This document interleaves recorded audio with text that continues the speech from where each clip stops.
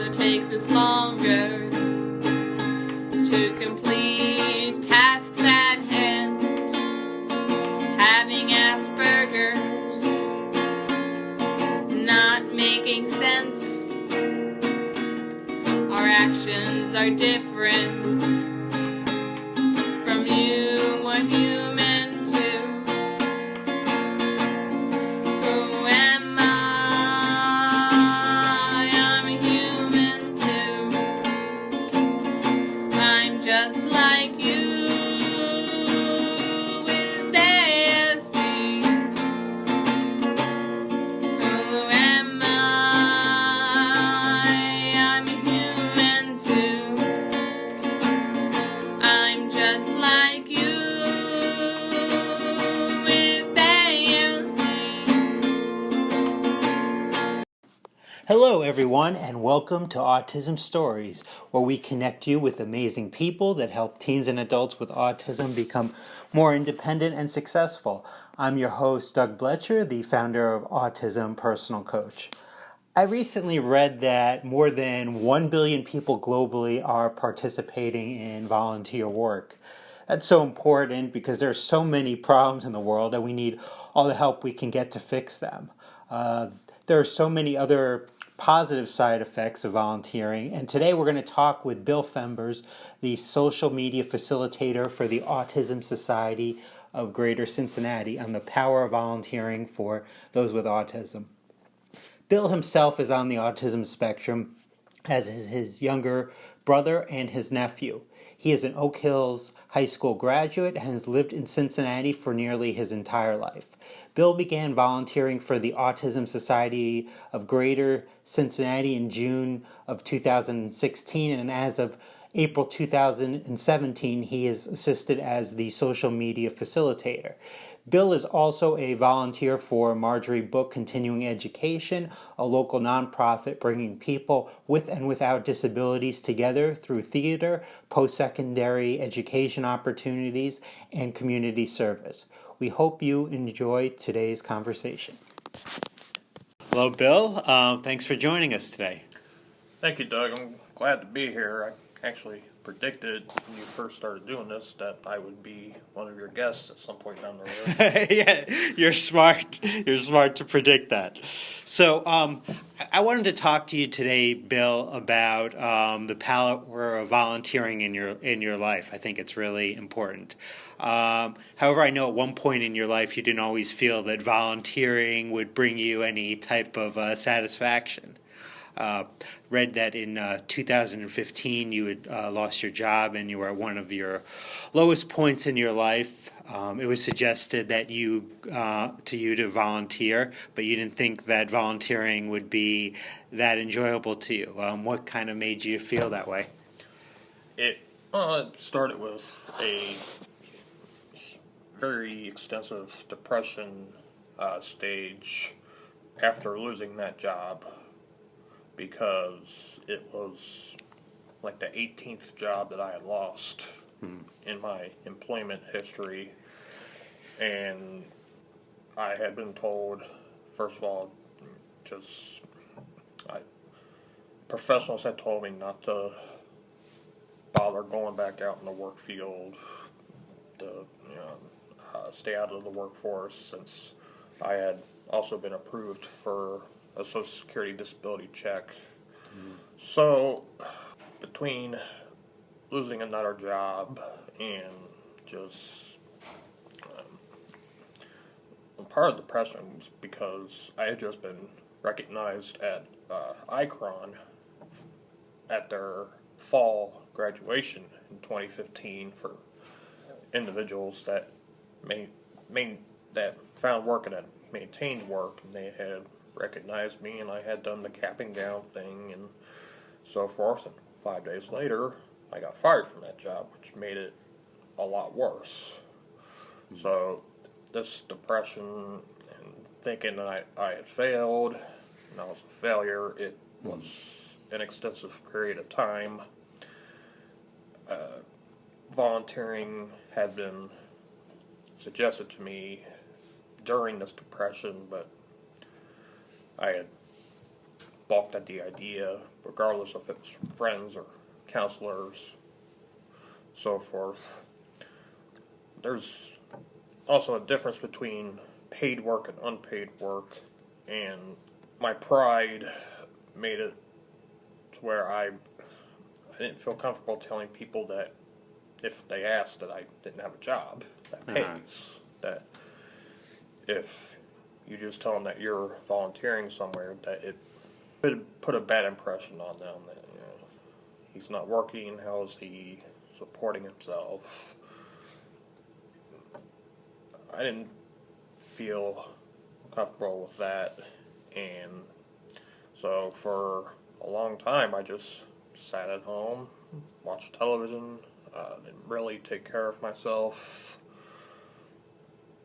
So it was a pretty lousy time between the fall of 2015 and the spring of 2016, where I was doing absolutely nothing.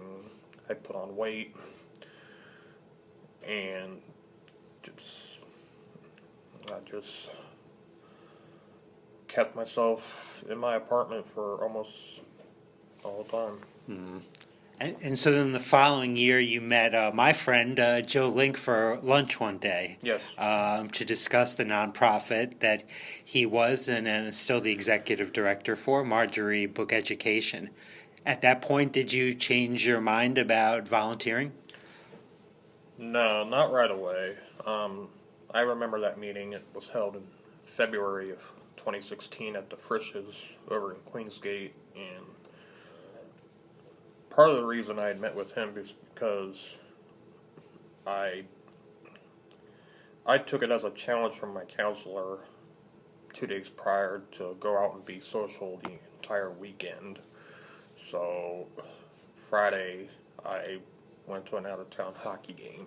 Saturday I met with a former teacher of mine and then went to dinner with a former coworker of mine. And then Sunday I had met up with Joe, and the conversation with Joe sort of had to do with both, would volunteering be a viable option for me, but also to look into autism personal coach options. Mm-hmm. And we talked, I think, for an hour. Mm-hmm. He sent me some info about Autism Personal Coach, and he had sent me a schedule of Marjorie Book's events, and one of the events that sticks out was a class that somebody was teaching about the history of Reds baseball, and I looked into it, into participating, but after looking at Google Street Maps and where the class was going to be held at on UC's campus, I didn't feel comfortable trying to drive over there, trying to find the building that it was at, trying to find a place to park. So I just passed on it. No, I'm sure I would have really enjoyed the class if I had made the effort. But it was actually 2 months later, in April, that I don't know, I remember just laying in bed, it was early evening, just laying in bed, no reason at all. I guess it's just, the depression makes you tired, so, and I just literally just said to myself, oh, alright, okay. And I drove up to where Marjorie Book was having rehearsals for a couple of one-act plays up at the Friendship United Methodist Church in the Wyoming area. And I began just sort of filling in as a volunteer in terms of actors that were absent, taking their roles for rehearsal, which included playing the role of a girl. And I'm not sure why at the time, but I continued coming back, and I think Joe and his wife Maria, the associate director, were happy that I kept coming back, and I went so far as to even begin participating in their service learning projects that they have. They were at Solway Park in the Mill Creek area a couple times that spring and summer to clean it up and trim bushes and do that type of stuff. And I was there both times in 2016. And then that fall, they were participating with the Prepare Fair that People Working Cooperatively has done for over 30 years. And I helped Marjorie Book with raking leaves and bagging leaves. And I think I kept coming back to show that I wasn't a flake volunteer, like someone who's going to show up one time and then not come back. Mm-hmm. And honestly, the other part was for the Facebook attention, because photos get posted, and there are those that like that attention or want people to see what they're doing. If it's something, there's a difference between people that just take selfies and those that are taking group pictures of a park that they had just cleaned up and whatnot. And honestly, I wanted that attention from other people, in case anybody was wondering what I was doing, since I was not doing paying work. So you were looking to connect with other people? That was not my intentional goal, but I have, over these past 3 years, connected with the regular individuals that have been there for a long time. There's those that started out in 1993 and are still part of the group. So, and then like present day, what are the your volunteer responsibilities with Marjorie Book? I have lots of responsibilities now. It began with, like I said, my regular attendance at these rehearsals and the service learning projects. It showed to Joe and Maria that I had an interest in volunteering and helping Marjorie Book, which is a small organization even after almost 26 years now. I think these extra responsibilities took off when I had began soliciting donations for their annual raffle fundraiser. I started doing this in the summer of 2016 when I was actually trying to sell advertising for Marjorie Book's play programs for Hedda Gabler in July of 2016, and then their Stuart Little musical the following month. And I was doing that because I thought everybody was doing that, either by themselves or with help, either getting ad space or getting raffle donations. The raffle donations I was a lot more successful with, and the only downside to that was that since the raffle fundraiser didn't happen until January 2nd of 2017, Joe and Maria had to hold on to items that came during the summer for 5 or 6 months. But the ad selling didn't go too well. I managed to sell some, but it could have been better. And over time I've understood why it's hard to sell advertising. This raffle fundraising led to other responsibilities that Joe and Maria felt they could pass on to me to take the pressure off of them, because it's the two of them that's doing almost all the work, unless they have volunteers from UC helping them or myself. So it began with, for example, retrieving Marjorie Book mail, because I live closer to where their mailbox is than anybody else. They had difficulty getting to the mailbox because of the hours that the building was open and the hours that the office would be open for them to access their mail. And since I lived closer and had more free time than they did. That sort of made it very convenient for everybody involved that I make sure that they get their mail. It moved on to being an admin for their Facebook page because they did not have time to constantly keep that up to date. They would always promote their events and fundraisers and so forth, but they didn't always have the time to, do it more than once every couple days, or I'm probably inaccurate on that part, but it was, whatever the situation was, they felt it was a good idea to make me an admin on their Facebook, and not solely run their Facebook. I am an admin, but Joe and Maria still post things on there when they have an opportunity to do so. There's clerical responsibilities that I've been trusted with, anything from putting together a school directory of theater and drama teachers in the schools that have drama and theater, to doing audio recordings for individuals that need audio recordings to help with their theater lines, to making note cards for the same purpose, to other responsibilities that I can't think of off the top of my head right now.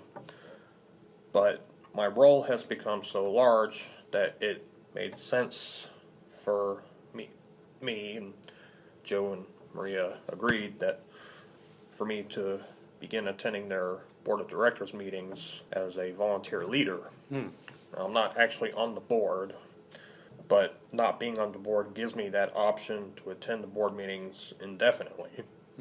Whereas if I was a board member, I would have to go by a 3-year term or 2 3-year terms if I were have gotten elected for that second, third term. So the option of being a volunteer leader and providing my insight without the actual board requirements, I think has been beneficial, and I think Joe and Maria would agree with that. It's something I've been doing since last February, so it'll be a year. That's great. And for those that aren't familiar with Marjorie Book Education, can you tell our listeners a little bit about the organization and how they can learn more information about all the great things that you do? Yeah, this is an organization that started in 1993. They were known as Renegade Garage Players, which was their name until 2008.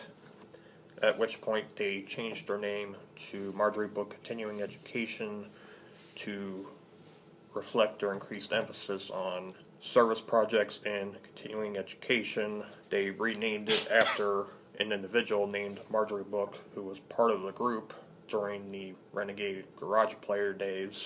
And what Marjorie Book Continuing Education does is they bring together individuals both with and without disabilities to participate in these service learning projects, along with continuing education classes on a variety of subjects and theater. Now, the continuing education subjects can be anything from yoga to learning a new language, conflict resolution, psychology, the Reds baseball class I mentioned earlier. They try to go into a lot of different areas in terms of literature, English, film, exercise, a lot of things that individuals may not otherwise be able to learn how to do because that option wouldn't be there for them. The members and volunteers, like I said, this is a group for individuals both with and without disabilities. The individuals that do have disabilities have a range of both physical and intellectual, including myself being on the autism spectrum. Marjorie Book believes that teenagers and adults of various abilities can benefit from coming together for activities of common interest and sharing their gifts and strengths. This is an organization that has served hundreds of teens and adults with and without disabilities since beginning in 1993. They just celebrated their 25th anniversary last year and had a really nice, huge event last April. It was another raffle fundraiser that was included, which was very, very successful. They were, like I said, mainly a theater group until 2008, and then they expanded to the continuing education classes and the service programs. Now, for those that may be interested in learning more about this group, obviously we're online at marjoriebook.org. That's MARJORIEBOOK, all one word, .org. And we're also on Facebook and Twitter. You just have to look up Marjorie Book Continuing Education. And I will add that likes and follows are hard to come by for us since we're still a small and relatively unknown organization even after 25 years. We appreciate the likes and shares and promotion that your listeners can give us. Absolutely. So, and it seems like you got enjoyment out of volunteering with Marjorie Book. Did you then look to volunteer for other organizations?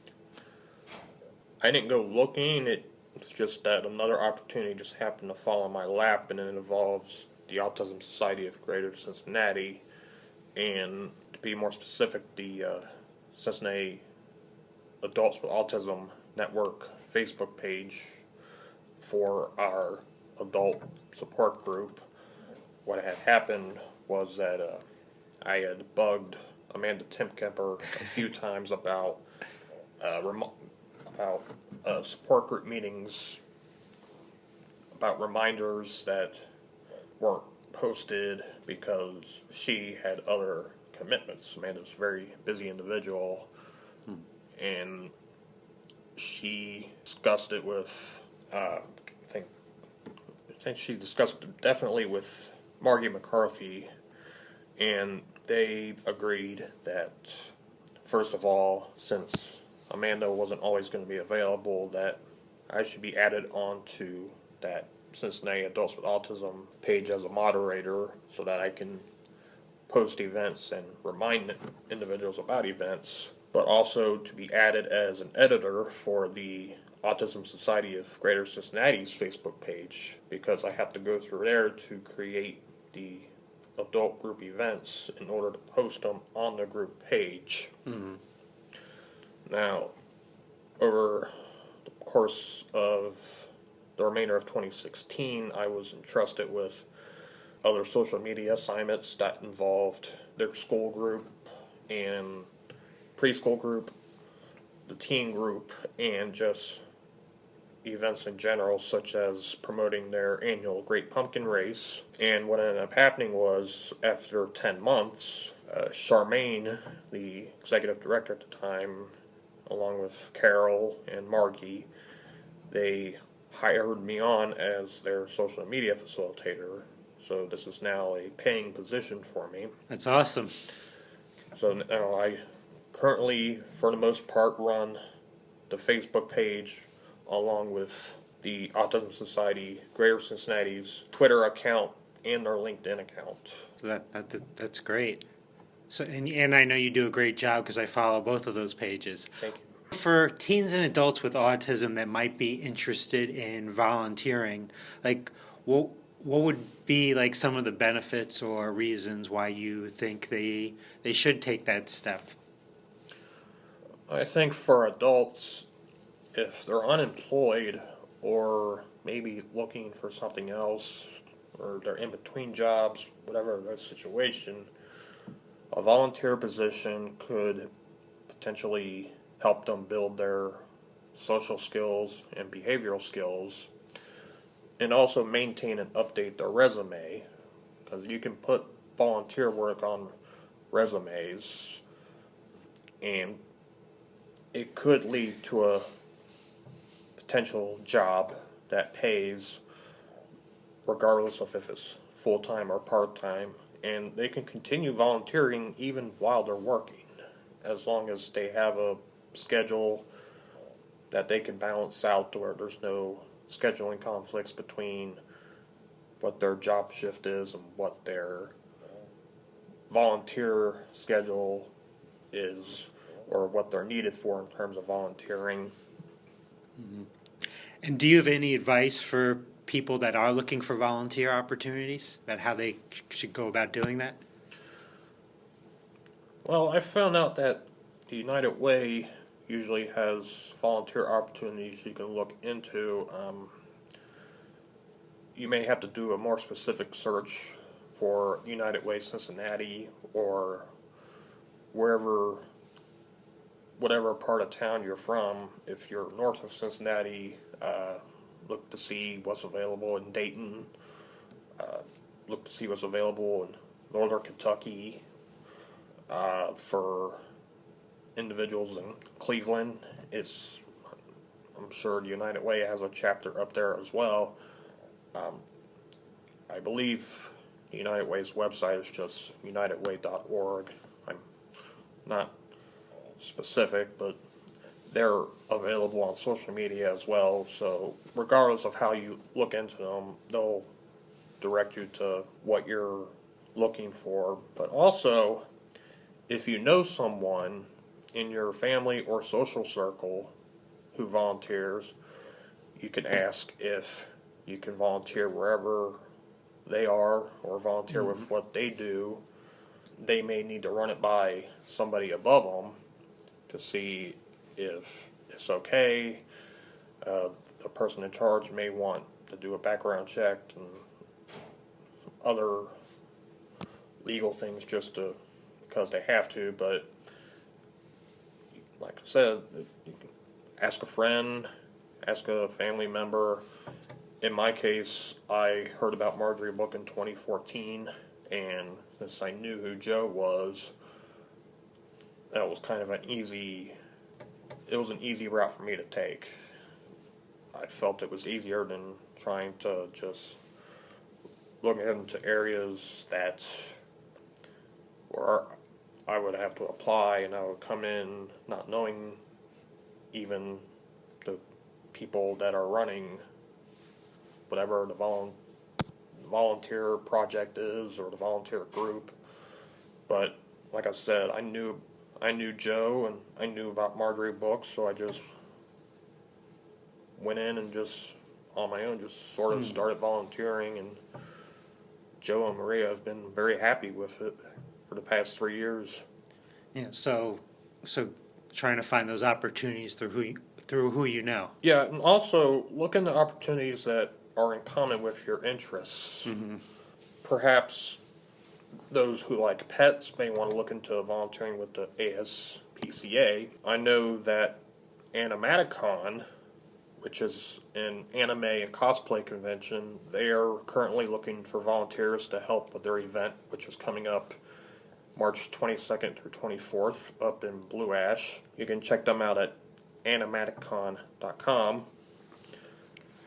One other thing about Animaticon is that what they do is they create a convention that not only welcomes those with disabilities, but also does our part in helping remove any limitations one would face due to their disabilities while attending an animation and cosplay convention such as theirs. So you can go there as a spectator, but you can also go as a volunteer if that's something that you're interested in. So check them out. Again, animaticon.com. Their 3-day event will start March 22nd. Great. Now, I know you're currently employed and maybe don't have as much time as you did, say, in maybe 2015 or 2016. So why do you continue to volunteer? Yeah, I went back into the workforce in October of 2017. And the job has been part-time ever since I started and continues to be part-time.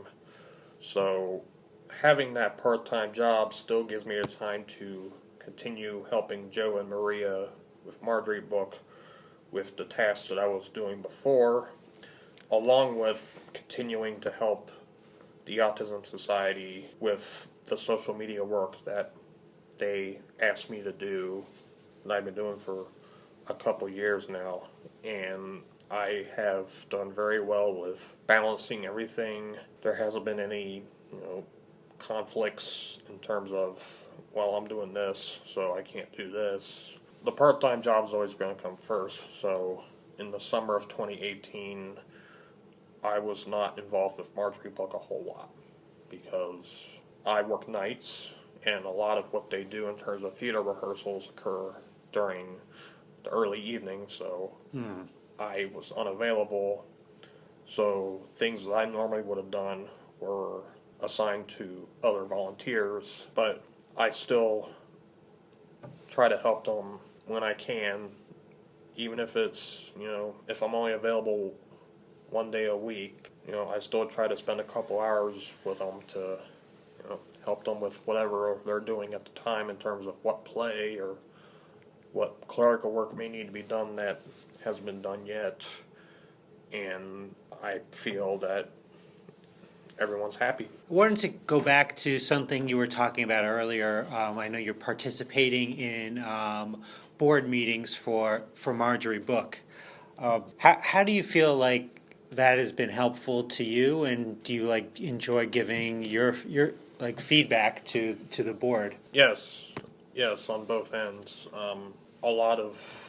I've been able to provide a lot of input that has been put into motion. May it be from a fundraising standpoint, a website standpoint. Our website, marjoriebook.org, it was actually just completely updated. So I provided some input on what we needed and what I felt we did not need. Mm-hmm. I also provide input on, for example, whether or not to do Facebook boosting for certain Marjorie Book events. I provide input on fundraising. I provide input on there's other areas. Unfortunately, I can't think of them off the top of my head right now, but sounds like a lot of areas. Yeah, and one of the other things I help with for Joe, it's not really board related, but still an important part is because a lot of the work they do is over at UC, and right now we're in the middle of basketball season, and FC Cincinnati will be getting started in March.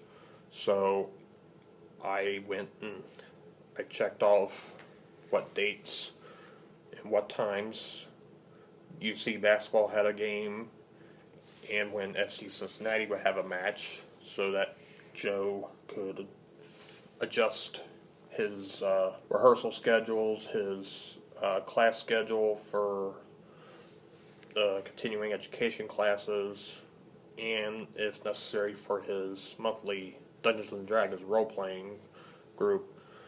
So I try to help with whatever I can for the better of the group, and I feel that the board members are happy that I'm part of the team. I've been trusted with certain information and files that are normally reserved for board members, but with me being a volunteer leader and with the work I do, they have trusted me with like I said, stuff on Google Drive that I may need access to, or things of importance that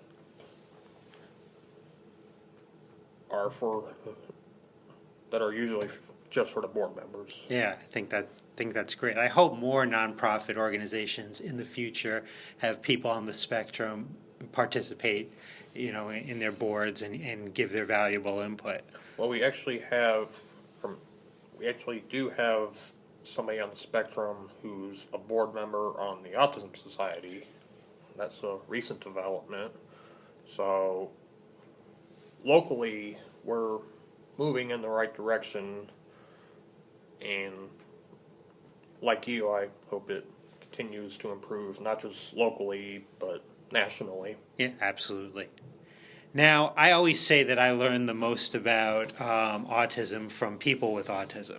So, if there's like one lesson people without autism can learn from you, what would you say that that is?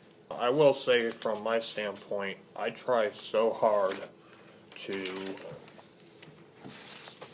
not show that I'm on the spectrum, as in I try to blend in with anybody else socially, behaviorally, to where if something does happen, it may come as a shock to people that I'm on the spectrum, and obviously a lot of people don't know that I'm on the spectrum, especially employees at work. The only people that know at work are human resources and my immediate management. But it's hard to just try to be, I guess, neurotypical and handle things the way everybody else does, because I have certain things that I like to do differently, or things I think about differently, and it's for me, it's that I'm not a bad guy. I'm not a bad guy. It's I just need an opportunity, or I need people to give me time if they don't know who I am, to just try to get to know me slowly. Don't rush to the assumption that this guy's a jerk, or he's unapproachable, or anything else. Everybody with autism is different. So what may work for one individual is not going to work for somebody else. So it's the saying. It's how the saying goes: if you've met one person with autism, you've met one person with autism. It's an invisible disability, so you can't look at somebody and just know right off the bat, unless they're doing or saying things that may come across as they may be on the spectrum. And don't assume they're on the spectrum either. You can ask them, or if they tell you themselves, then that's their choice. But we're all nice individuals. We all want what's best for ourselves and the people around us. We just don't show it the way most people would.